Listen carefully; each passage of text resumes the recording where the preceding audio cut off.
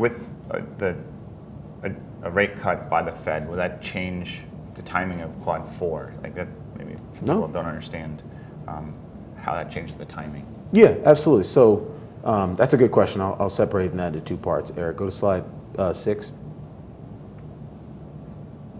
So the question is, does the Fed, basically, I guess they're asking, is the Fed changing its policy stance? Does that change the progression of this chart? So the answer is no.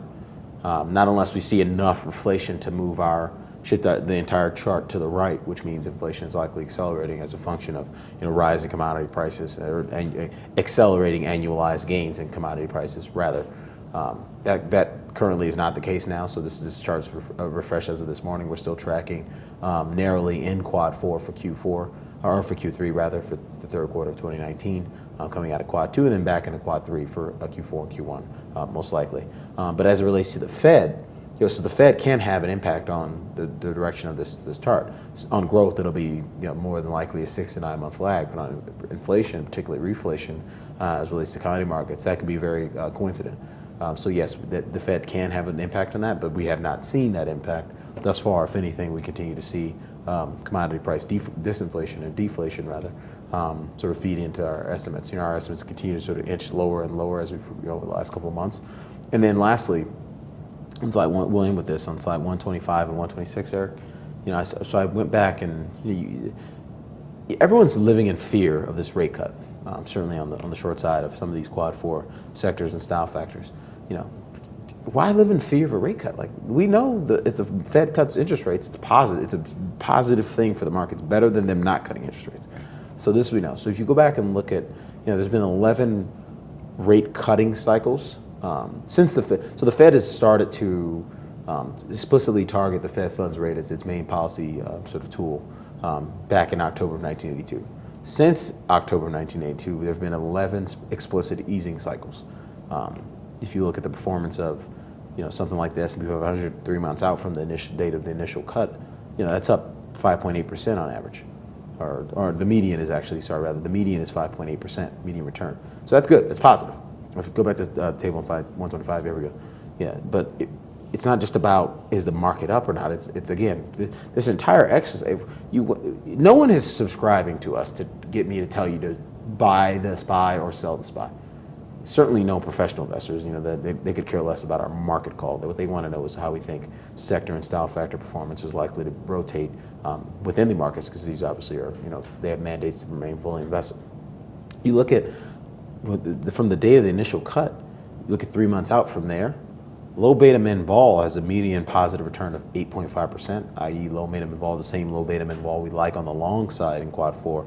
You look at something like the Russell 3000 growth, that has a median return of 0.4% with a percent positive ratio of 55%. So your return profile is much worse if you think about, do I go to cyclicals, do I go to stuff that works in Quads 1 or 2, or do I stay long stuff that works in Quad 4 on this rate cut?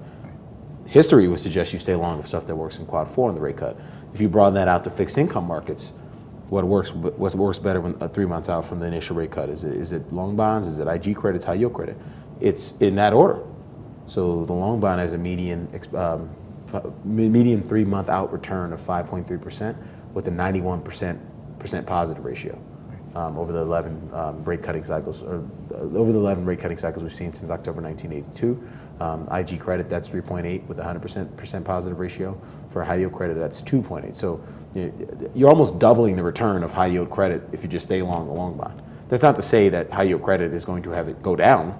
It could go up. I mean, in fact, history would suggest it's up almost all the time from the date of the initial cut, 3 months out from the date of the initial cut. But again, you're likely to continue to underperform, just as I highlighted it from a week-to-day perspective. You're likely to continue to underperform things that work in Quad 4. And this is especially true when we go into Quad 4, which is the next chart on slide 126. So you look at, there's been 1, 2, 3, 4, 5 incidences of the U.S. economy. So I'll slow down and say this.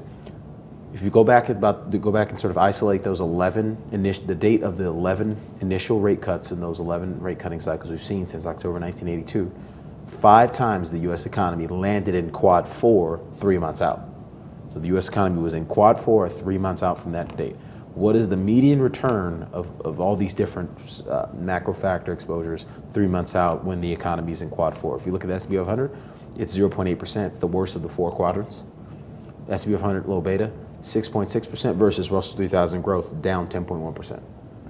Worst of the 4 quadrants. So again, you see the divergence, the performance divergence start to widen when you're in these negative economic conditions, because it's not just that the Fed is reflating asset markets, but it's reflating asset markets in the context of the quadrants, in the context of what's happening from an economic condition. So again, this is why, going back to not to pick on Amsterdam trader, but this is why we we don't care about levels. To us, it's about the rate of change. I can assure you the level of growth in 1980 something was higher than the level of growth it will be in 2019. But again, it's all about the rate of change. The rate of change is the fact. It's not an opinion. It's the rate of change and how investors and market pricing responds to the changes in these changing quantities. You go back and look at the loan bond, just to wrap this up. When we're heading to quad 4, the median return 3 months out is 7.3%. That compares to 6% for IG credit and 4.5% for high yield. The dollar tends to get smoked, so again, in accordance with our peak dollar view that we introduced in our third quarter macro theme stack last week, so that would seem to rhyme with that. Crude oil gets tattooed in quad 4, and gold tends to rally. In fact, gold's best performance 3 months out from the initial rate cut is in quad 4. So again, I wrote this in the note on Monday or last Friday rather. Even if the Fed cuts rates, hey, cut by 50 bips into July. You should be doing nothing different with respect to the relative fixed income and equity sector overweights and underweights. Because again, it's all about understanding the quad, what's the economic condition you're leaving and what's the economic condition you're going to. Oh, by the way, we're going into an earnings recession that neither Wall Street is priced in from an expectation perspective, nor is market pricing indicative of those dynamics. If you look at something like where credit spreads are trading, credit spreads could be 200-300 basis points wider in 3 months.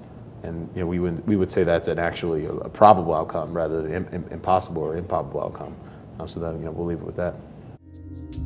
Want more Hedgeye? Subscribe to Hedgeye Risk Manager, the holy grail of risk management investing tools. This deluxe suite of investing products includes ETF Pro, Investing Ideas, Market Edges, The Macro Show, Early Look, Risk Ranges, Real-Time Alerts, Plus, Macro Select, and our quarterly investment outlook. Try Hedgeye Risk Manager today. Now for the low price of $24.99 a year.